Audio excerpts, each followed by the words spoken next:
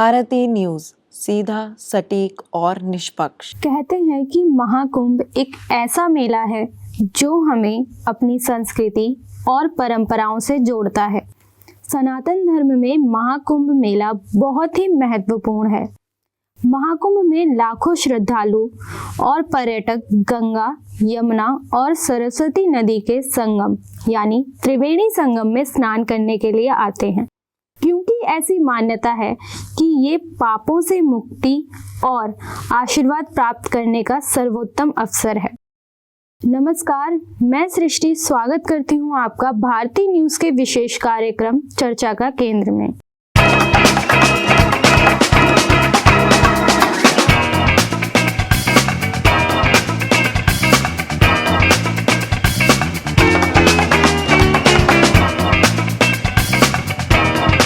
आज के इस एपिसोड में हम बात करेंगे हर 12 साल में लगने वाले महाकुंभ के बारे में।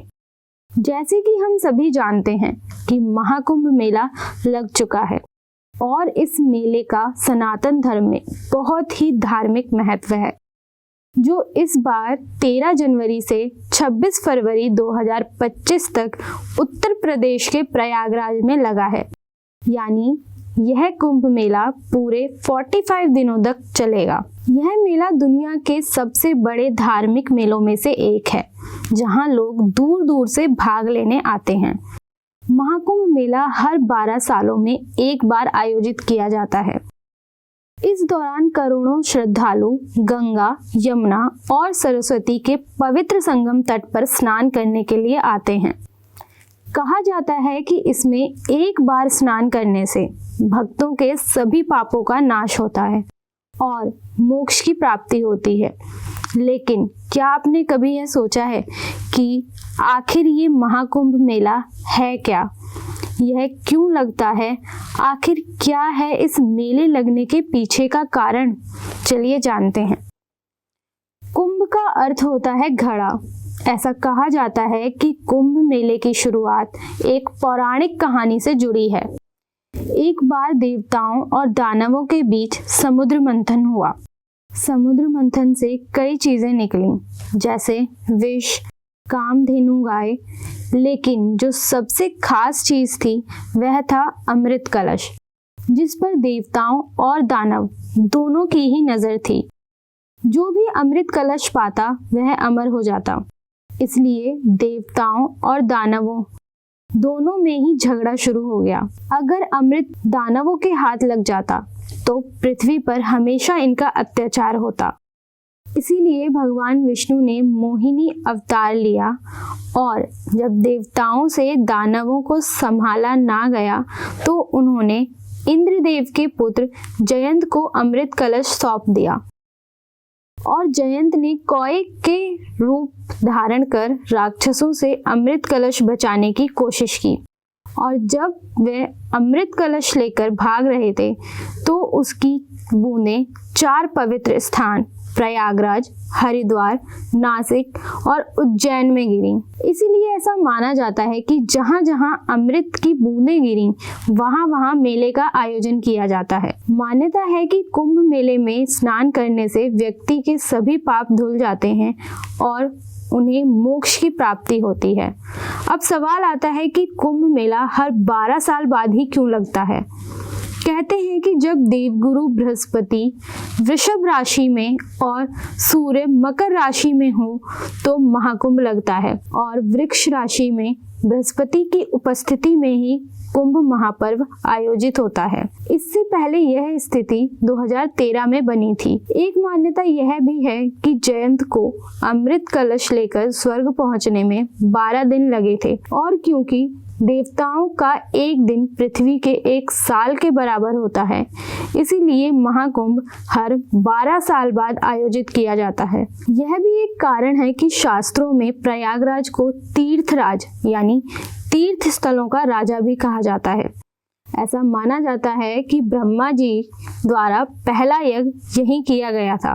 महाभारत समेत विभिन्न पुराणों में इसे धार्मिक प्रथाओं के लिए जाना जाने वाला एक पवित्र स्थल माना गया है। ऐसा कहा जाता है कि देवताओं और असुरों के बीच अमृत पाने को लेकर लगभग 12 दिनों तक लड़ाई चली। इसके साथ यह भी मान्यता है कि क्योंकि लड़ाई 12 दिन तक चली, इसीलिए देवताओं के 12 दिन मनुष्य के 12 सालों के समान होते हैं और यही वजह है कि हर 12 साल बाद महाकुंभ लगता है।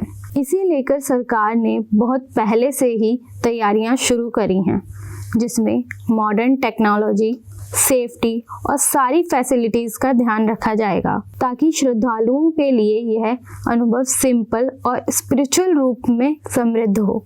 इसी के साथ ट्रांसपोर्ट सिस्टम में सुधार और स्ट्रिक्ट सिक्योरिटी अरेंजमेंट्स किए गए हैं, जिसमें बड़ी संख्या में पुलिस फोर्स, एनडीआरएफ और पैरामिलिट्री फोर्स की तैनाती की गई है ताकि श्रद्धालुओं की सुरक्षा सुनिश्चित की जा सके।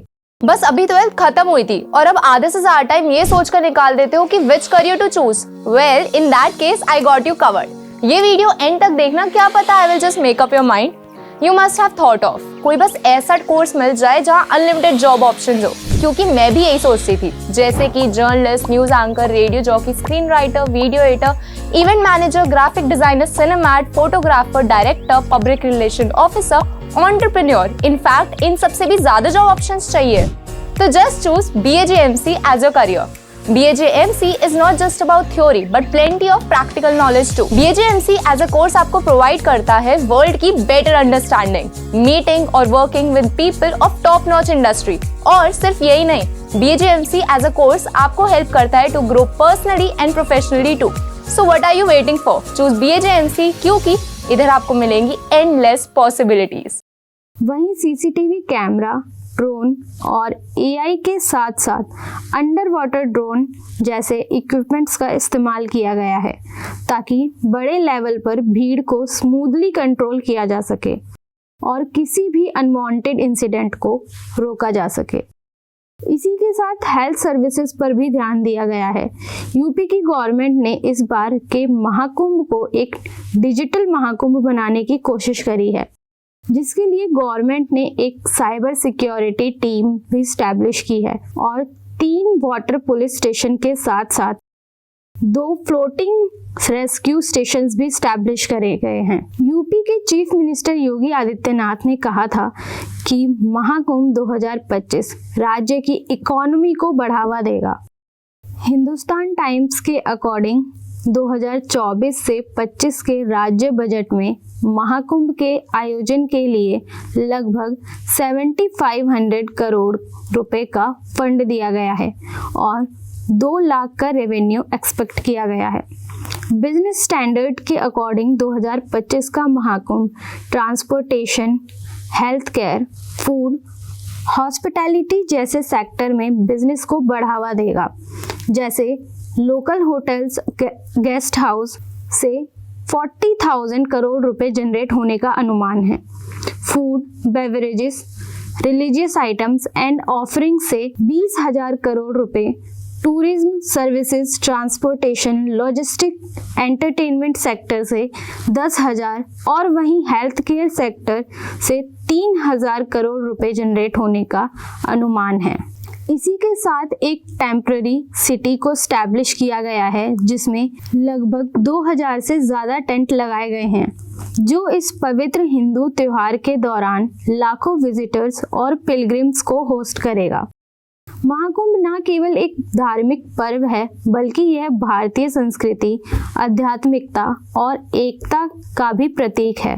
2025 का महाकुंभ आने वाले समय में नई पीढ़ी के लिए धर्म और संस्कृति के महत्व को समझाने का एक महत्वपूर्ण अवसर बनेगा। कुंभ मेले के दौरान हजारों एक्टिविटीज आयोजित होंगी, जैसे हाथी, घोड़ों और रथों पर अखाड़ों का पारंपरिक जुलूस, जिसे पेशवाई कहा जाता है, शाही स्नान के दौरान शाइन करने वाली तलवारें और नागा साधुओं की रस्में, हॉर्स राइडिंग और कई अदर एक्टिविटीज। इसी के साथ आर्ट और कल्चर का भी पूरा ध्यान रखा गया है और क्लासिक डांस और म्यूजिक परफॉर्मेंसेस की एक्टिविटीज भी रखी गई हैं, जिससे स्टेट का कल्चर और रिचनेस दिखाई जा सके।